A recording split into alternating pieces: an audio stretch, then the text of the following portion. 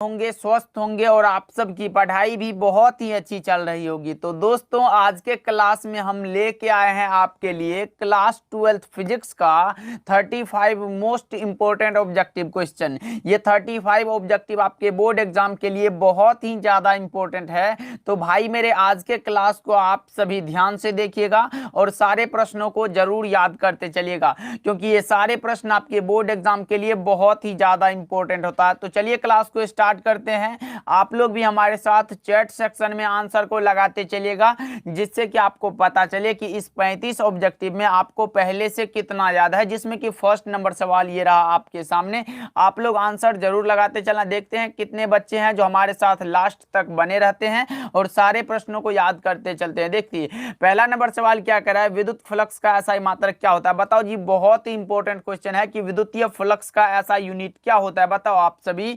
तो विद्युतीय फ्लक्स का जो एसआई मात्रक होता है वो होता है वोल्ट मीटर। कौन सा ऑप्शन में दिया गया? तो ऑप्शन नंबर सी में दिया गया, बिल्कुल करेक्ट आंसर हो जाएगा। याद रखिएगा, बहुत ही इंपॉर्टेंट क्वेश्चन है। चलिए दूसरा नंबर सवाल देखिए, ये रहा आपके सामने, हवा में एप्सिलॉन आर का मान कितना होता है? बताओ जी, हवा में एप्सिलॉन आर का मान कितना होगा? शून्य होगा, अनंत होगा, 1 होगा या फिर 9 × 10⁻⁹ होगा? कितना होगा फटाफट से बताओ आप लोग। तो हवा में एप्सिलॉन आर का जो मान होता है वो 1 होता है, जो कि ऑप्शन नंबर सी में दे दिया गया, बिल्कुल करेक्ट आंसर है। 2 का जो है ऑप्शन नंबर सी लगा रहे हो आप लोग, तो आपका भी करेक्ट हो जाएगा। सारे बच्चे क्लास को एक बार जरूर लाइक कर देंगे। चलिए तीसरा नंबर सवाल देखिए क्या कह रहा है, किसी माध्यम की आपेक्षिक परावैद्युतता यानी कि एप्सिलॉन आर बराबर क्या होता है? बताओ आप सभी, किसी माध्यम की आपेक्षिक परावैद्युतता क्या होती है? बताओ आप सब फटाफट से। तो क्या होता है? तो एप्सिलॉन बाय एप्सिलॉन नॉट होता है। आपको भी पता होना चाहिए कौन सा, तो ऑप्शन नंबर ए में दिया गया है। 3 का ए बिल्कुल सही जवाब हो जाएगा। फोर्थ नंबर सवाल को देखिए, ये रहा आपके सामने, निम्नलिखित में किसका अस्तित्व संभव नहीं है? अब बताओ आप सभी, निम्नलिखित में किसका अस्तित्व है जो संभव नहीं है? तो पहले तो आपको पता होना चाहिए भाई, कभी भी 1 इलेक्ट्रॉन होता है, 2 इलेक्ट्रॉन होता है, 3 इलेक्ट्रॉन होता है, ऐसे करके होता है। यानी कि Q बराबर जो फॉर्मूला होता है वो Ne होता है, आपको भी पता होगा। N एक नंबर होता है और इलेक्ट्रॉन का चार्ज होता है।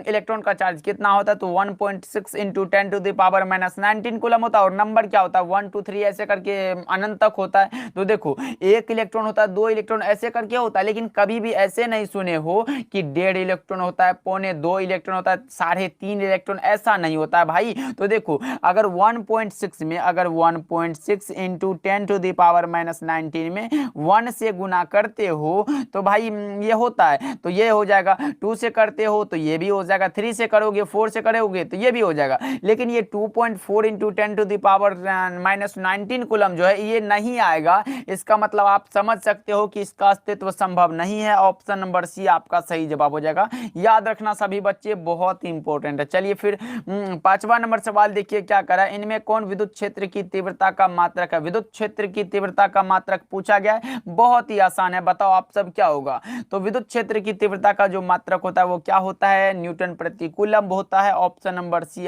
डी बिल्कुल करेक्ट हो जाएगा। याद रखिएगा आप लोग। चलिए फिर 6 नंबर सवाल को देखिए, ये रहा आपके सामने, आवेश वितरण से क्या होता है? आवेश वितरण से भाई, आवेश वितरण हो रहा है तो आवेश का, ऊर्जा का ह्रास ही होगा। Option number A correct answer हो जाएगा। याद रखिएगा। चलिए 7 नंबर सवाल देखिए, विद्युत विभव बराबर क्या होता है? बताओ जी, विद्युत विभव यानी कि V बराबर जो होता है फॉर्मूला वो W/Q होता है। क्या W/Q होता है? W का क्या हो जाएगा? जूल, और Q का कूलम हो जाएगा। याद रखिएगा, अगर ऐसा वाला आए तो V बराबर जूल प्रति कूलम भी होता है और W/Q भी होता है। तो कौन सा ऑप्शन दिया गया? तो ऑप्शन बी में दे दिया गया, बिल्कुल करेक्ट आंसर है। विद्युत विभव का एक और मात्रक होता है जिसको हम लोग वोल्ट यानी कि V से डिनोट करते हैं। V बराबर W/Q, W एक कार का जूल हो जाएगा और कूलम का क्या हो जाएगा? तो चार्ज का कूलम हो जाएगा। याद रखना आप सब। चलिए फिर अगले प्रश्न की ओर बढ़ते हैं। 8 नंबर सवाल देखिए, विभव प्रवणता बराबर क्या होता है? तो E बराबर -dV/dx पढ़े हो कि नहीं, बता दो आप सब। E बराबर -dV/dx होता है कि नहीं भाई? कौन सा? तो ऑप्शन नंबर डी में दिया, सी में दिया गया, बिल्कुल करेक्ट आंसर हो जाएगा। घबराने की बात नहीं है, बहुत इंपॉर्टेंट है। चलिए 9 नंबर सवाल देखिए, ये रहा आपके सामने, विद्युत धारिता का मात्रक क्या होता है? विद्युत धारिता का जो मात्रक होता है, एक तो भाई क्या होता है? फैराड होता है, आपको भी पता होगा। अगर पूछे 1 फैराड बराबर कितना होता है, पूछे बच्चा पार्टी बताओ 1 फैराड बराबर कितना होगा, तो एकदम आसान सा है। फैराड बराबर क्या? सी बराबर V/Q होता है, आपको भी पता है भाई। सी बराबर जो फॉर्मूला होता है यानी कि क्यू, सी बराबर जो वो क्यू अपॉन भी होता है, आपको भी पता होगा। क्यू हो गया कूलम और भी हो गया वोल्ट, यानी कि 1 फैराड बराबर 1 कूलम प्रति वोल्ट होता है। बस याद रखना इतना, आपका एक नंबर जो है क्लियर हो जाएगा। चलिए फिर 10 नंबर सवाल को देखो। एम्पियर घंटा कितना किसका मात्रक है? एम्पियर हावर जो मात्रक होता है वो किसका होता है? तो आवेश का होता है, यानी कि चार्ज का होता है। चलिए 11 नंबर सवाल देखिए क्या करा है। निम्नलिखित में धारा घनत्व के लिए कौन सा सही है? तो जे बराबर जो है वो आई बट्टा में ए कहाँ दिया गया है? तो ऑप्शन नंबर बी में दिया गया, जे बराबर आई बट्टा में ए।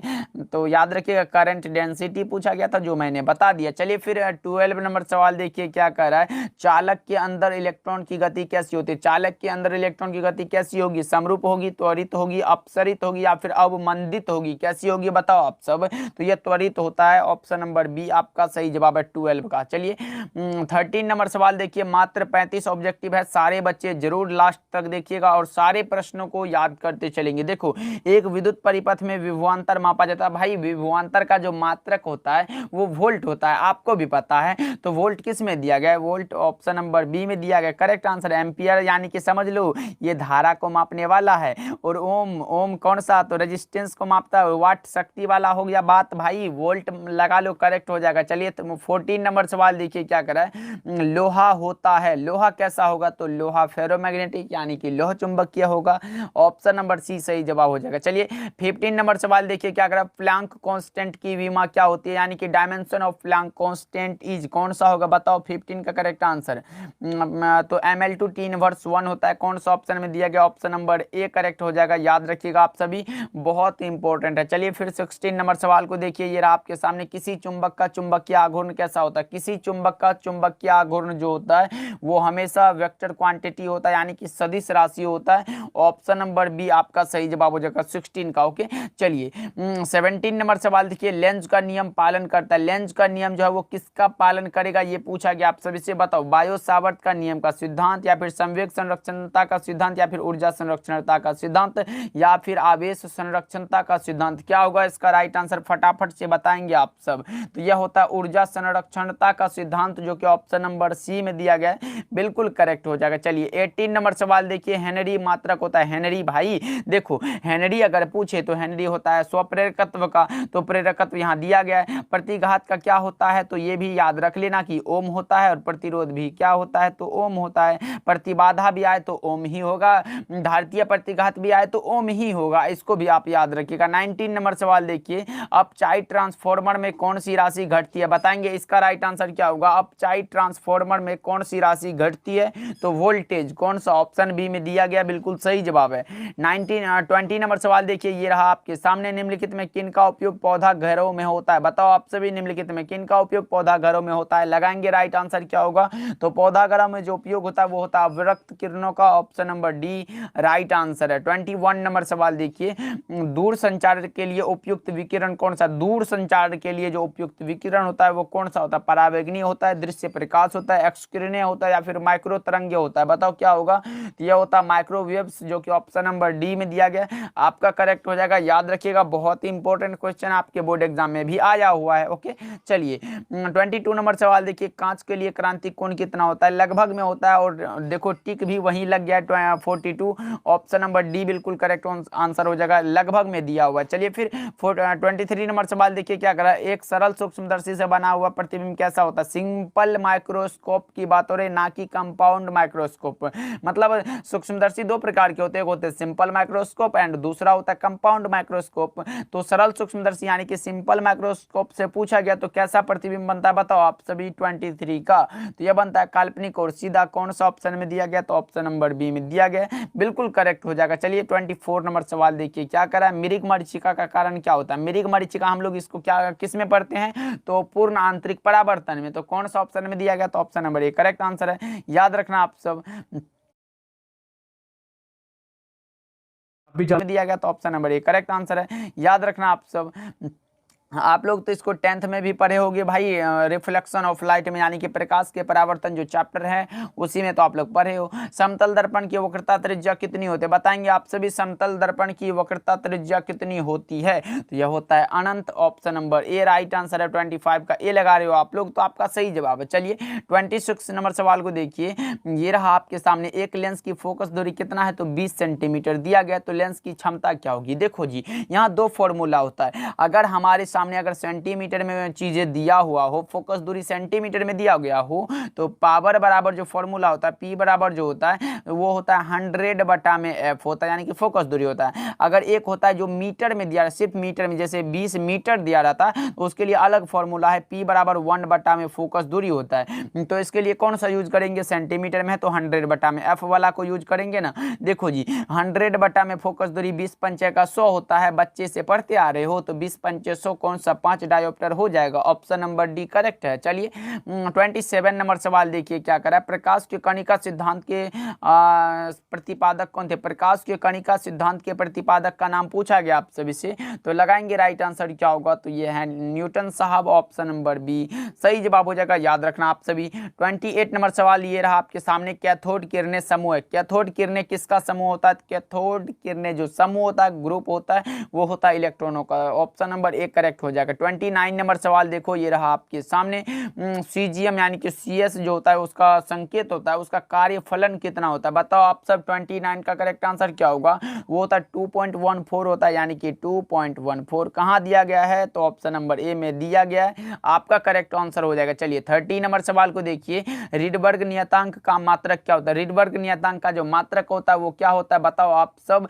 तो रिडबर्ग नियतांक का जो होता है वो होता है मीटर इनवर्स। कौन सा ऑप्शन में, तो ऑप्शन नंबर ए में दिया गया, बिल्कुल करेक्ट आंसर हो जाएगा। इसका मान पूछे तो वो अलग होता है, कितना मान होता है, तो वो भी मैं बता देता हूँ। 1 पॉइंट होता है 097 इंटू 10⁻7 और मीटर इनवर्स मात्रक है, तो यहाँ लगा देना, बस हो गया। इसका मान है, याद रखना आप सभी, कॉपी में अगर जगह है तो लिख लेना। चलिए फिर अगले प्रश्न की ओर बढ़ते हैं। 31 नंबर सवाल देखिए। एक स्वस्थ व्यक्ति के आंख के लेंस की फोकस दूरी कितनी होती है, फोकस दूरी पूछा गया है, ना कि स्पष्ट दृष्टि की न्यूनतम दूरी। फोकस दूरी पूछे तो 2 सेंटीमीटर लगाना, और स्पष्ट दृष्टि की न्यूनतम दूरी पूछे तो 25 सेंटीमीटर लगा देना। दोनों यहाँ से क्लियर कर लो, क्योंकि दोनों पूछा जाता है आपके बोर्ड एग्जाम में। चलिए 32 नंबर सवाल देखिए। और गेट का बूलियन व्यंजक क्या होता है, और गेट के लिए पूछा गया है। और गेट के लिए और में मैंने बताया था कि जोड़ हो जाता है, तो ए प्लस बी बराबर हुआ है। अगर नोर के लिए पूछता, अगर एन ओ आर के लिए पूछता, तो ऊपर में ऐसे लाठी लगा देते तो करेक्ट हो जाता। चलिए 33 नंबर सवाल देखिए क्या करा है। पी टाइप अर्धचालक में आवेश वाहक क्या होते हैं, पी टाइप के लिए पूछा गया, तो पॉजिटिव के लिए होल होता है, छिद्र होता है, जिसको हम लोग वीवर भी बोलते हैं, इसको याद रखिएगा। एन टाइप रहे,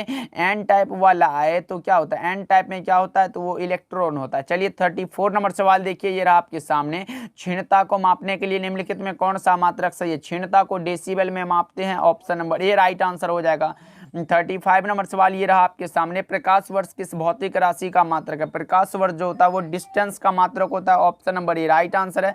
35 का ए इज द करेक्ट आंसर, याद रखिएगा आप लोग, बहुत इंपॉर्टेंट है। तो चलिए आज के क्लास में हम लोगों ने 35 ऑब्जेक्टिव को किया, जो आपके बोर्ड एग्जाम के लिए बहुत ही ज्यादा इंपॉर्टेंट था, मैंने करा दिया। अब आपका दायित्व है कि इन सारे प्रश्नों को जरूर अच्छे से याद कर लेना। ओके जी, फिर क्लास को लाइक कर दीजिएगा, मिलते हैं अगले क्लास।